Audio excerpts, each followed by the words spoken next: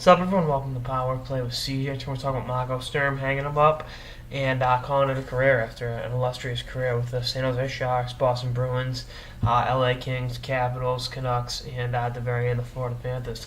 I love Marco Sturm as a Bruins fan. He was, obviously came over the Thornton trade and kind of got held to maybe too high of a standard as a result of that. But I loved his game, and I remember him having that big goal in Game 6 against Montreal to force Game 7 in the playoff series. That, for my money, is what put the Boston Bruins back on the map for the most part in the city of Boston. They were always on my map, even when they were, in the doldrums after the Thornton trade. But I feel that hit that goal was one of the more important goals of the Claude Julien era, even though they would go on to lose Game 7.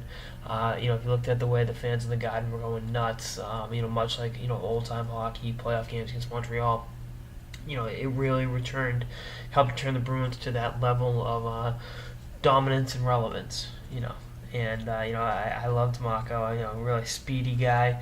And, it was really the year he went down against Philly. I'm not going to say that's what hampered him that series because he was, god awful against the Sabres the series before that. But, maybe having him out there, they don't blow that series, but you really can't make excuses for that. But, I love Mako's game. I thought it was his career high with the Bruins was like 69 points. And, no, yeah, that's right. 59 points, excuse me. And, at 56 in the year, and you got hurt the year they were one of the teams in the run-up to the President's Trophy in 2008, 2009. Part of the reason they made the trade for Mark Recchi is because Mako got hurt. And you look at where he ended up. They traded him to LA for like a fifth or sixth round pick, and then ended up with Washington, and then the Florida Panthers at the end. And it's funny, he Game 7 in Sunrise, Florida, in 2012 against New Jersey Devils, the eventual Eastern Conference champions.